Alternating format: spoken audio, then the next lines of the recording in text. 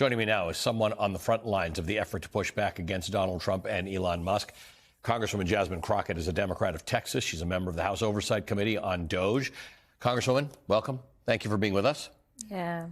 This is a tricky one. Now, you have the benefit of you were not a member of Congress in the first Trump administration. You were in government, but this is what's your take on what resistance looks like for you, for me, for society, for those lawyers at the DOJ? What are you supposed to do? Yeah, so first of all, hats off to each and every person who literally said that I have some ethics about myself, and therefore I'm just going to resign. That's as it relates to the DOJ as well as every other agency. The scary part about this, though, is that only his lackeys will be left running our governmental agencies, whatever is left of those governmental agencies. When I think about resistance, though, I've had a lot of conversations, and one of the things that keeps coming up is how the former governor of this state was consistently doing daily briefings in the midst of COVID because we couldn't trust anything that Donald Trump was saying about the pandemic. Right. So everyone tuned in to really what almost was like the shadow president, the guy that was going to give us facts and not tell us to inject ourselves with bleach. Right.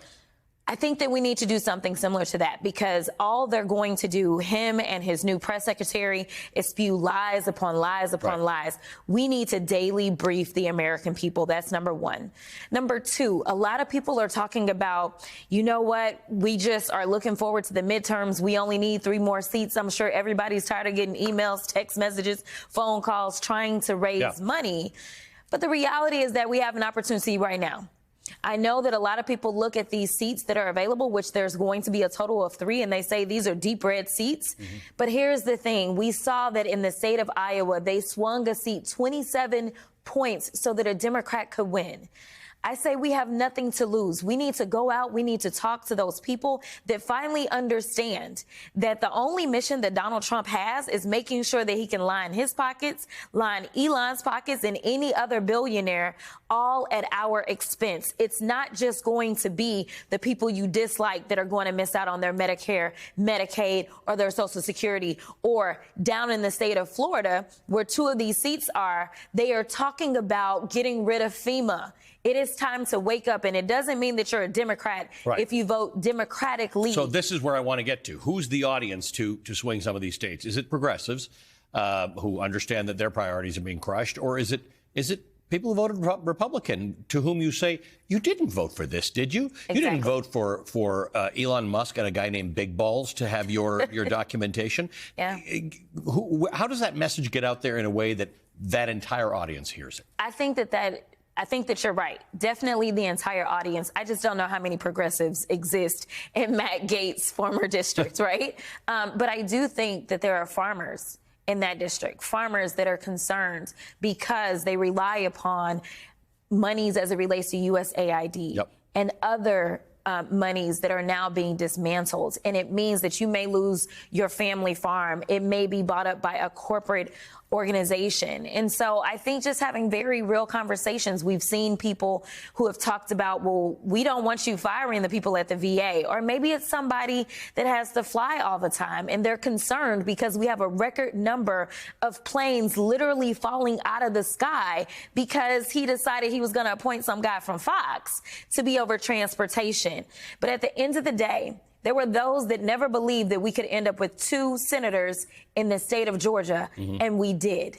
There were those that never believed we could have a Democrat representing Alabama, and in that special election, we did. So I think if there's any point in time that the people should rise up and figure out where should I focus my attention, it's on these special elections, and it's having real conversations on the doors with real people talking about what's really happening and not the lies that they're putting out there. I want to go back to this idea. There are a lot of people frustrated about where a lot of Democrats are in this mix. You're out there a lot. We've talked several times. You've got a take on everything that happens.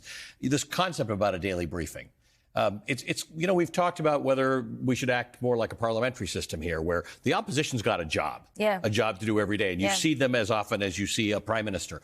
What does that look like? Have you had this conversation with a lot of your colleagues about how this looks? I've been trying to work through it Yeah. because I think when we compare it to what was happening in COVID, it was just one subject. Right. And for us as Democrats, we like to have experts. We don't just want to talk in mouth, right? And so it's a matter of how do we know what's coming to make sure that we've got the right expert on hands. But I think that it would be great if at least maybe every Friday we have a different attorney general or the same one that talks about the status of the cases, right? I think that there's things that we can do. We can just maybe decide on what days we're going to have transportation, and maybe we can pull on Secretary Buttigieg to come through and say, this is the day that I will pick up and I will talk about what's happening at FAA. I think we also have to start having some field hearings. We've got to go into their territory. We've got to explain to people in rural America, the reason that you don't have hospitals is because of their policies. The reasons you're not going to have schools is because of their policies. The reason that you had access to more jobs, more health care, as well as the next level of farming was because Democrats were the ones that wanted to make sure that you could have broadband access. We've got to start having the conversations instead of just ceding the territory, because the reality is that right now they're trying to cut SNAP benefits. You know who uses more SNAP benefits than anybody else? It's rural America. It's not urban America. We have a story for every single person who's not a billionaire in this country, and it's time for us to tell it. So you had an interesting story, which I wasn't going to bring up because my parents watched this show, but you were involved in a hearing with Elon Musk about condoms. Right? Do you remember this whole? It wasn't with Elon. Elon, if you're watching, come through, boo, because you haven't shown up to the Doge subcommittee yet. Right, and you called him out at that subcommittee. Yes. But this became weird because Buddy Carter, your colleague from Georgia, started talking about how we were giving condoms to the Taliban, and then Donald Trump himself. Then it became about Gaza, but it would have to have been about 7,000 condoms per person. And then he said it was just Hamas, which none of it made sense. But it caused a lot of people to have to run around and follow the story and find out that we give condoms as part of USAID to prevent the spread of HIV to a place in Mozambique called Gaza Province. Correct. This is the nonsense we have to deal with here. It's not even just nonsense. It's just that they're idiots. I mean, these are the same guys, remember, as it relates to our nuclear stockpile, right? They're like, oh, wait a minute, we needed those guys? Oh, can we get them back? Oh, we don't know how to. Like, I don't know how anyone in this country can look at this administration and feel some semblance of any type of confidence, right?